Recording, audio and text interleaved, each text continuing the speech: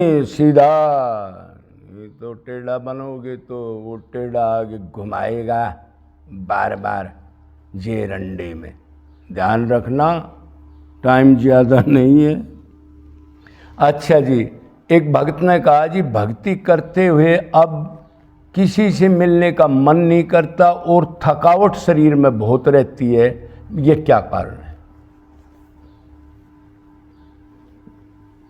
मतलब ये कहता है पहले किसी से मिल भी लेता, कोई भगत आ जाता या कहीं कथा कीर्तन में चला जाता, लेकिन अब मिलने का किसी से दिल ही नहीं करता और पड़े रहने का मन है, शरीर थका थका रहता है, कोई उमंग नहीं है शरीर में।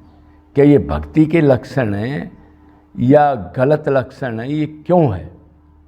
गलत लक्षण है, हमारी कमी है कोई ना कोई।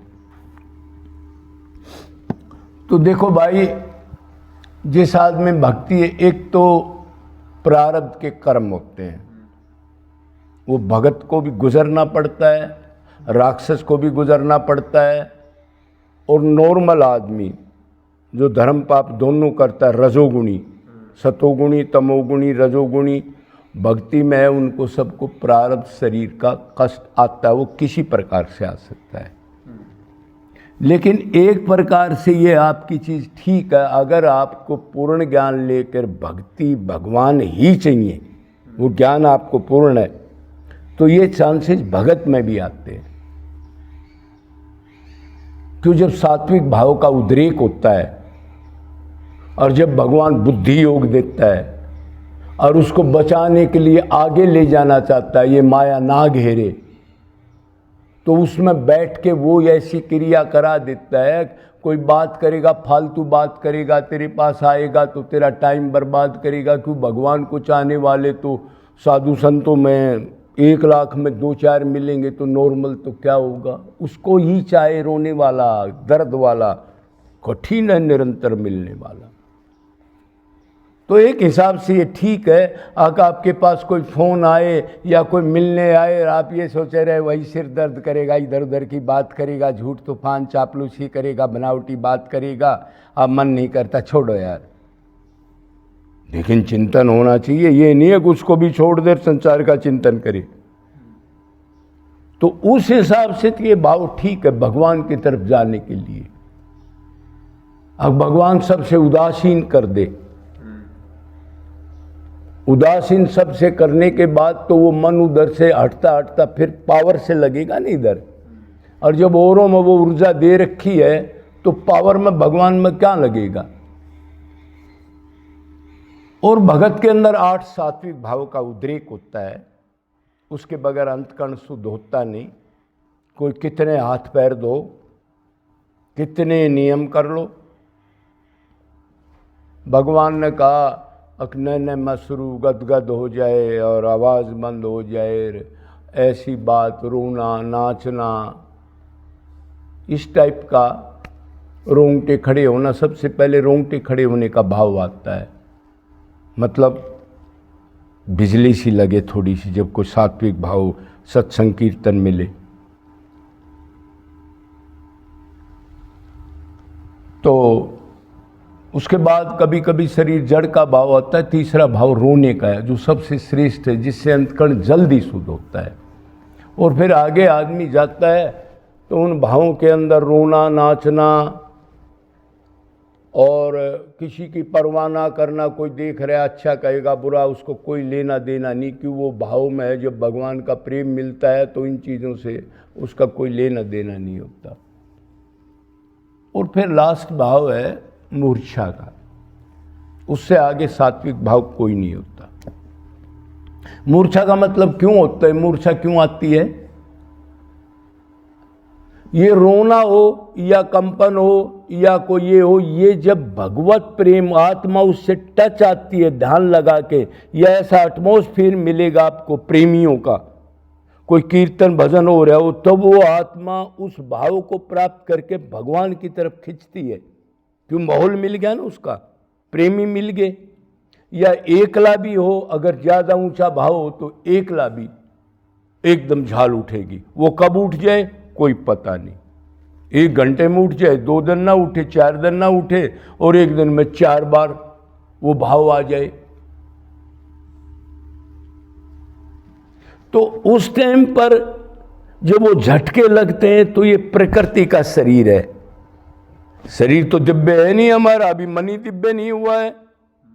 अब तो वो रोने का वो भाव है भगवान के लिए, तेरा ये डुप्लीकेट रोना है जो भगवान की तरफ पहुंचा देगा, ओरिजिनल नहीं है। ओरिजिनल तो भगवत प्राप्ति के बाद आती हैं सारी चीजें, लेकिन यही चीज वो ओरिजिनल करा देगी। तो जब ऐसे झटके लगते हैं तो शरीर जड़ हो जाता है, ये इंद्री सहन नहीं कर सकती, तो कुछ देर के लिए मूर्छा आ जाती है। एक आदमी का एक ही लड़का है और वो श्रेयाम किसी ने मार दिया और उसका बाप दादा उसके पास जाता है तो शुरू में बेहोश हो जाएगा। क्यों बेहोश क्यों नहीं है? उसको संभालता, अटैचमेंट थी वो। हाँ, अटैचमेंट नहीं, मतलब जो उसकी इंद्रिय है, मन है, उसकी सहन शक्ति का टेम्परेचर होता है सुख दुख को सहना। जब नहीं सह आ जाएगा तो वर्क करना बंद कर देंगी और जड़ होके गिर जाएगा। तो ऐसे अगर आपके सात्विक भाव हैं तो फिर भी ठीक है। ये भाव का जी मन नहीं करता, शरीर बिल्कुल टूट जाता, इसमें कोई दो राय नहीं, काम करने का दिल नहीं करता, ये भक्ति की बात बता रहा हूं।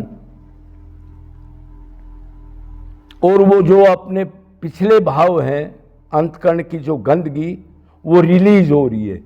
कई बार साधक डर जाता है, अरे मैं तो भक्ति कर रहा था, कभी कभी बहुत गंदे विचार है, ऐसी चीज पिछली अगली आ जाती हैं, तो उस टाइम घबराओ मत, डरो मत, अब लगे रहोगे तो रिलीज हो जाएंगी, आगे काम आएंगी। जैसे आदमी उल्टी करता है, कोई गलत चीज खा ले, शराब पी ले और कुछ, तो उल्टी करता है तो शांत हो जाती है, वो निकल जाते हैं। तो ये भगत के भाव अगर आपके लक्ष्य भगवत प्राप्ति का ही है तो उसके लिए ठीक है। भगवान कहता है जिसको मैं अपनाता हूं लास्ट में उसको बिल्कुल अकेला कर देता हूं। जिन्होंने भी संतों ने प्राप्त किया सब एक एक कुटिया में ही प्राप्त किया, एक अंत में ही। मेला जोड़ के प्रवचन करने वाले प्राप्त नहीं कर सके। ऐसा बहम हुआ उनको, भगवान ने ऐसा किया, सबसे अलग मार दिया। अपना ही तो कल्याण हुआ नहीं है, पहले भी बहुत बार गिर चुका, भक्ति 1 करोड़ जन्म से कर रहा है, अब की बार मैंने अपना लिया तो अलग मार देगा, आपको अलग क्रिया करा देगा, सबसे तोड़ देगा। आप यही कहोगे मैं अपने को सुधार लूँ, मैं एक नंबर का अभी अंदर गंदगी भरी है तो दूसरे को क्या सुधारूंगा। और मिलने का दिल नहीं करेगा, किसी से मिलने का दिल करेगा तो भगवान अंदर बैठ के कह देगा नहीं जी मेरे पास मत आना। तो भगवान की भक्ति में ऐसी चीज आती है, शरीर टूट जाता है। चिंतन करते करते एक ही चीज है, नहीं मिली तो वो विरह के भाव आते हैं ना, चिंता जागरण एकंतरेणा कृष्णा मलिनता उद्वेग प्रलाप, ऐसे ऐसी विरह के भाव आते हैं। तो अगर भक्ति के लिए आपकी ये चीज आई है, आप रोते हो भगवान के लिए, अग्नि लगी अंदर, तो ये ठीक है। अगर भक्ति नहीं है तो ये आपका प्रारब्ध लगा लो, या आपका आलस्य लगा लो, या भाई आपका कोई मतलब तरतीब से आप नहीं रहते, हमारे जैसे सुबह पड़े रहते हो लंबे टाइम तक। और भगवत भक्ति के अंदर चिंता और जागरण पहले है विरह के भाव। चिंता का मतलब, चिंता होगी तो जागरण शुरू हो जाएगा, नींद नहीं आएगी, संसारिक 10 लाख का लॉस हो गया, चिंता होगी, नींद नहीं आ रही। इसी को डाइवर्ट भगवान की तरफ कर दो तो चिंता होगी, कब मिलेंगे, कैसे मिलेंगे, क्या हो गया, जन्म तो खो गया, अब क्या करूं, सब बर्बाद हो गया, 20 साल रोते हो लिए, चिंता हुई, अब जागरण शुरू हो गया। लेकिन ये चिंता कल्याण की है, और वो चिंता चिता बनने वाली है और नरक में जाने वाली है। तो ऐसे नहीं घबराना चाहिए। मोटी मोटी बात आपने समझ ली, किस भाव का ये आप जानते हो, लेकिन घबराहट मत करना। कुछ भी प्रॉब्लम आए, भगवान में लग रहे हो तो आप लगे रहो, अपने को दीन मान के। बस जी जी।